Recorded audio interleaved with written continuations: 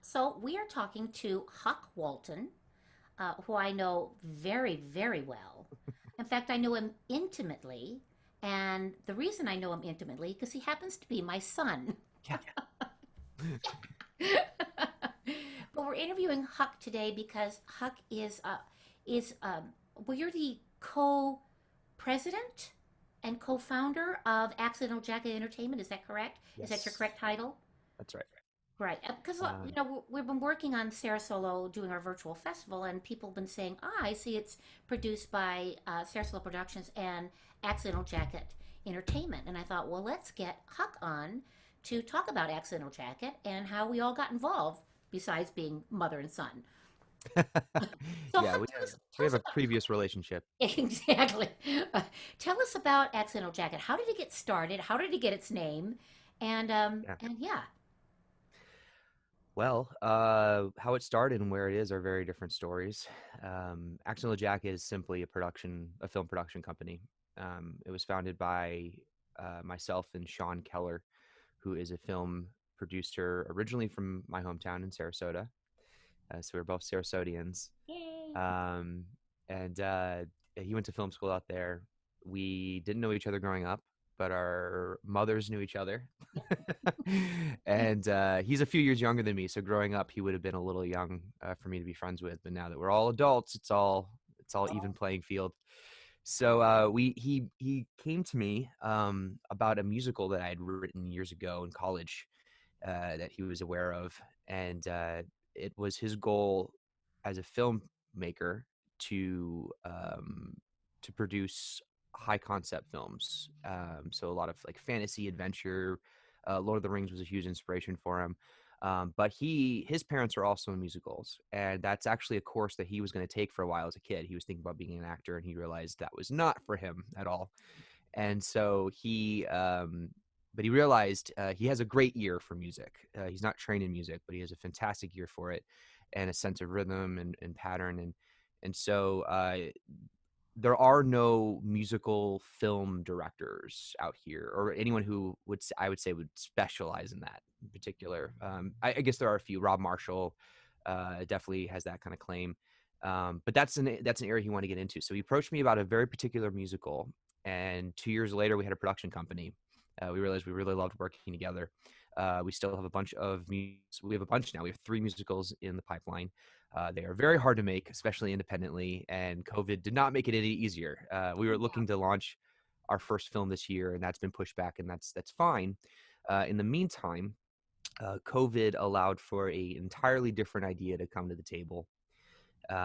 It was already my goal, being someone who was performing in the theater scene in LA, as well as working in film and TV production wise, to find a better identity for theater in LA.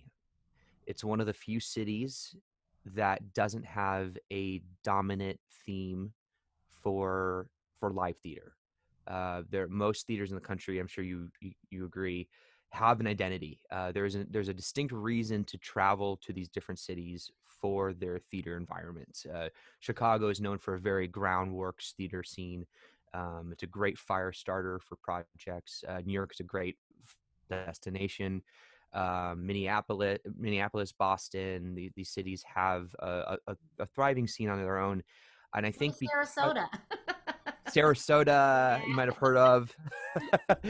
Yeah, I mean, the Oslo is putting on brand new works that making its way to New York, and there are fantastic small theaters in Sarasota.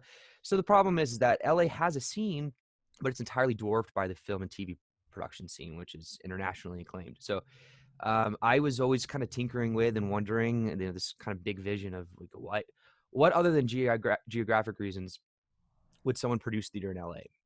Right. Like, what would be a reason to come to LA to do theater, opposed to, well, we're here, or maybe they got money from Universal or someone, and they just, here we are. And so that was already something I was tinkering with, and I kind of wanted to combine. I was working with a theater company called Boomstick Theater, and they were just a small, hungry young theater company that I'd already had a relationship with. I did a few shows with them, and they kind of became our guinea pigs for having a sister company that allowed us to workshop new film work And then depending on what kind of work it is, musicals specifically, Mhm. maybe produce a live theater element after the fact, similar to in the music world where you would put out an album and then discuss the tour. We were thinking, what if instead of fighting the dwarfism of being live theater in a music, or sorry, in a film and TV town, what if there is more of an integration, and maybe that is thematically a reason to be in LA to do theater. Excellent. So that's something that we've been kind of pioneering for the end of last year, and then when COVID hit, we sort of we took, I want to say take advantage of, but we did our best with a bad time to develop this idea in the wake of everything going on with COVID. Um, the virtual world of entertainment is a great way for us to explore ways to workshop new pieces and to bring it to an audience that isn't there present. So instead of Right. taking a 99 seat house, which would be the destination for a new work, we now have a million seat house for the same. So true. So I'm really glad for the nepotism that exists between this relationship, because I independently really love what Sarah Solo is doing. I'm a big fan of both my parents, independent of our relationship, Yeah. and I'm really glad that we got a chance to work this intimately on the idea, because I Absolutely. think I got to discuss and explore ideas in a way I wouldn't necessarily get to with a lot of companies right out of the gate. Right. A And lot we're of things. right. Yeah, and we're Sorry. we're excited to be working with you too because we're uh solo theater is at least one thing that a lot of companies are moving towards right now because of COVID. Yep. And we naturally, that's what we support is solo theater. Hmm. And this will be fun. What's exciting about you joining this virtual one, and you're actually going to be the platform that does the streaming for us. You're helping us doing the editing of the film. We decided to, instead of live stream these, we thought we best to record them and then build an event around it that's live, with the idea that maybe that's something we can do in the future. I think what's exciting about this whole experience with COVID is that we're now learning that we could go back to live theater, but we can also then record it. So while you're has a live audience, you can also have an audience that's larger, which no one ever thought they could do before, or weren't really talking about it much. Absolutely. That's really the goal. I think all this could happen outside of COVID, and that was the plan to begin with. But um, the isolation of COVID has definitely streamlined that process, Right. because the need is so much clearer right now. It's a great time to explore how this can work outside of the COVID environment. I Exactly. think the same concept for live pieces and recorded pieces definitely has a home once people are able to be back in the seats again. Exactly. And so this is our opportunity to just explore it on a larger scale where that is the only opportunity that we have. Exactly. So mainly we're looking at doing live pieces because I think that's what a lot of people are really hungry for right now, and that is a need I'm expressly aware of right now. People are craving that one thing that they're missing, the chance to really be somewhere live. So if we can virtually, um, if we can uh, create that environment virtually for people, I think that gets us closer to fulfilling that need. And then it becomes part of our zeitgeist. And when we go back to being in the seats, we get to extend that audience out further by Exactly. continuing to stream these performances. So the festival is a fantastic way to test that. They are our guinea pigs officially. Yay! It's our first festival. We're really excited about that. We're also getting to test a lot of techniques and technical elements to how this will work, how this will integrate with the audience, and it's going to grow. This will be the first steps of something that will continue to grow throughout the year. I'm excited about that. Well, this is fun because one of the performers this year happens to be Huckleberry's. I could say Huckleberry because I'm his mother. It's a Huckleberry. Huckleberry Walton, Huck Walton. His father is in the festival. We had an actor who was going to be doing this festival and had to pull out for personal reasons, and will come join us later. And Blake has already been working on his putting his one man show called Leading Man back on its feet again. We were supposed to tour both of our solo pieces, and the COVID happened, and that was dead in the water. But so it's been delightful for him to revisit it after not playing with it for 5 years. And because of it's a personal story, he's been discovering new things with it too. So it's become live and fresh for him. And you have not seen it. You haven't seen your father's show. So this is he's thrilled that this is an opportunity for you to finally see it. And because Yeah. you're definitely talks about you a lot in the show. Yeah, so I get to be that audience. I get to Yeah, have I get to have that fulfilled, which is yeah, great. yeah. You know, Excited like about a lot of creative endeavors, you know, in the end we kind of do it for ourselves, and specificity is universality, it. you Right, know, as my dad likes to say. right. Um, Well, and I would love and I to agree. have Accidental Jacket film or make a film of my solo play, Linda Lovely Goes to Broadway. Because you've been talking about Yeah. ideas of how to expand that. Perhaps because I have a main character who is a woman with Down syndrome, and how fun would it be Mhm. to actually be able to have that population involved in the piece? So Yeah, very, very cool. How did absolutely. how did Accidental Jacket get its name? um, it's one of my favorite. Those are always my favorite stories. Like band names, company names. Um, my so Sean Keller, my co-founder, his girlfriend, when they would go out in public, and she would get cold really easily, so they every once in a while they would find like some kind of windbreaker in the car, and it got to be known as an accidental jacket when they went out. And one day when the three of us were hanging out, she said, you know, accidental jackets would be a great name for like an indie band, like some kind of like edgelord indie band. And I said, well, if it was a film company, it should be called Accidental Jacket, just, you know, singular. And so that stuck with me. And that was months before we came up with the idea to do a production company. And so when the idea came to the table, I just sheepishly immediately was like, well, it's got to be Accidental Jacket. Right, We right. already It's we so already planned clever. on it. So it's entirely unrelated, but I love that took place like months before we even decided to make a production company. I think you should write a song called Accidental Jacket. Yeah. I mean, we have a theme, but I don't know if that's the same thing. But No, maybe there no, will be an indie band. you You need are We're officially giving you the right. If you're an indie band out there and you're looking for a name, the Accidental Jackets is yours for the taking. okay. We won't trademark it, I promise. All right, that's excellent. Do you have a solo play in you, Huck Walton? Probably. Um, I think like most good children, I tend to veer away from my parents' direct activities.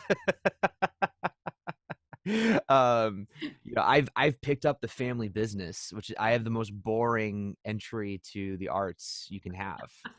I am simply doing the family business. There you go.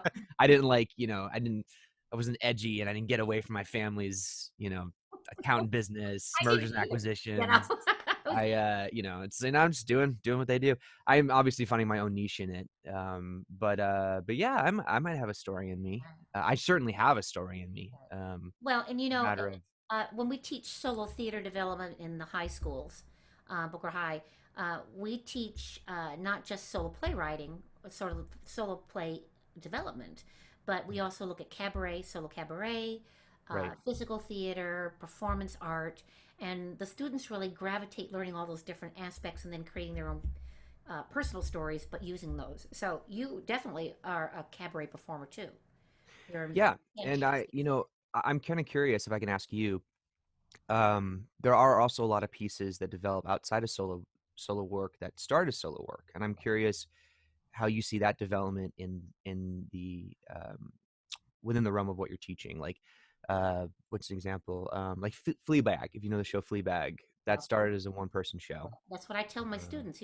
There were well, and my what's it? I'm going to be dyslexic here. My fat Greek wedding. my, Big my Fat Greek Greek Wedding, yes. very famously, was a one person show Oh, that it's became a another movie. one person show, right? My Crazy Ex was a Chicago piece Exactly. that turned into a So full show. I say, So, yeah, if you it, can get your yeah, pieces out there, you can eventually be a film. You know, I, you know, objectively looking at what you guys do, I think you guys are fundamental practice and fundamental teaching for almost any kind of creative avenue right? for performing arts. We've even talked about they have a, if I can. if I can put a piece in for your own work. You guys are starting a channel on YouTube coming up Right. that not only addresses cabaret and live performance art, but also how those same techniques work for vloggers or people Exactly. that address the camera directly, or anyone who has to perform on their own, Exactly. which is And that's a interesting very because big market. exactly, and we're actually doing that here in Sarasota because of COVID too. There are some schools and organizations that have asked to help when people have to do presentation because Mhm. it's one thing to be able to do the TED Talk thing, which can be entertaining, but how can you make it theatrical, which is Yeah, it makes it that's heightened. the next level, right? It's one thing to get over your sense of speaking or having a clear voice, but knowing how to make something entertaining, is that teachable? I think it is. I think Mhm. a lot of people would look at that and think, oh, that's an it. That's just someone's innate ability. But if you give people the building blocks to Right, do what people do naturally, right, sure, some people do it naturally, but why wouldn't anyone be able to learn that? And I think that's what you guys are discovering, the right. next level to anyone who has to speak.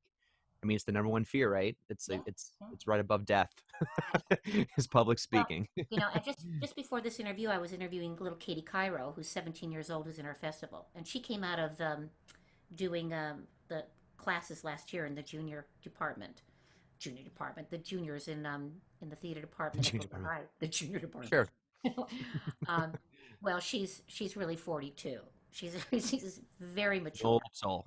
old soul, and her piece is beautifully done and Mm, beautifully written. And our conversation back and forth is something I would like a lot of people to listen to, because at 17 she's very self-aware, and at 17 we could hold a magnificent conversation as a solo artist to another solo artist as if she mm. had been doing this for years.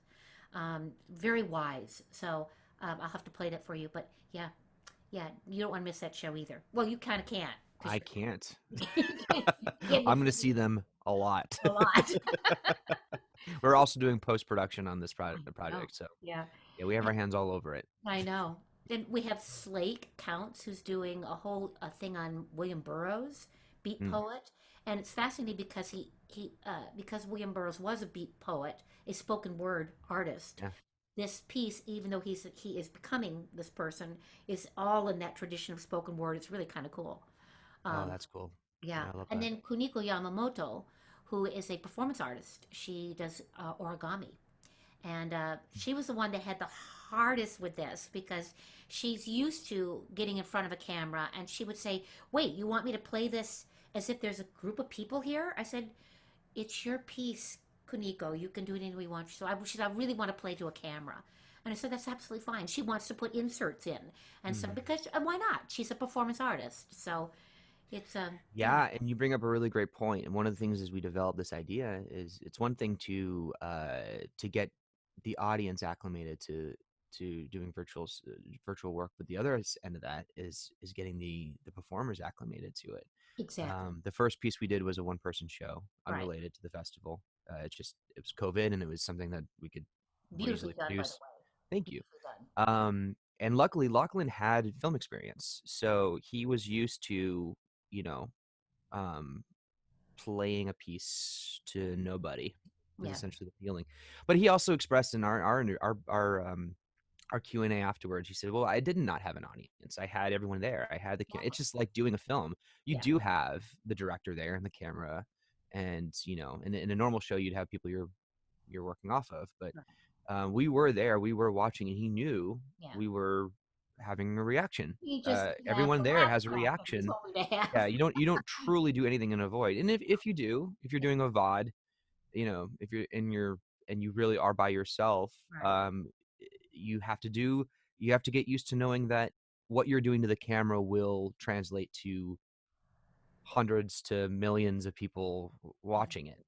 Exactly. So it's a different mindset, Mhm. but I do think that playing to a room that ex- you expect to be unresponsive is a better feeling as a performer than playing to a room that should be responsive and they are not. That's a different mentality, because I feel like I'm sure you can agree, but there's nothing worse than an audience that isn't responding, and you just want to wring their necks and go, if you just laughed or applauded or anything, we would give you such a better show. You got to give us something to work off of. But I think when the context is there for no Right. response, you just have a different mentality as a performer. Exactly. Exactly. And I think there's no reason why nowadays that we can't fuse all these different kinds of forms together, these different medias together. Yes. And why not? That's exciting. Yeah, it is That's exciting. exciting. Yeah. Yeah. It's But not it's a branding nightmare, but I think once it's in our cultural zeitgeist, it won't seem so convoluted. It'll seem very natural. well, this is great too because I think we're learning a lesson by doing this the way we're doing it, and seeing that oh we can go so much farther with this now. Hmm. So I love this collaboration with Accidental Jacket, and I'm very Yeah. excited about it. Very happy about our partnerships. Yeah, I think yeah. it's great. I So, think keep it well, going. hope, and the other thing is we can pull together different kinds of audiences too. We've got your Yes. people, your subscribers. We hopefully we can get them interested in your channel in Accidental Jacket, which I have to tell everybody, if you want to have a lot of fun on a Wednesday afternoon, you'll have to find out what is specific with specific standard time. Yeah. Huck and his wife Laura are absolutely delightful. For fun, they have this little show on Accidental Jacket called Gear and Grind. Is that right? Grind or Gear and chain. Gear and Chain? Yes, because Yeah. Gear and Grind would be a whole other thing. But Gear and the two of them are talking. They're on the same team, but they're playing a video game. It's not about the video game. It's about these personalities, and they also then sometimes. Well, you have another show where you invite a guest on, and so it's really a talk show. It just Mhm. happens to be playing a video game while you're doing. It is so entertaining, so Thank you. delightful that if you have nothing else to do on a Wednesday afternoon, tune in to Accidental Yeah. Entertainment. It's only a couple hours. Yeah, Yeah. It's great background noise. Feel yeah. free feel free to join in. You can go What into the we chat and talk. Yeah. exactly.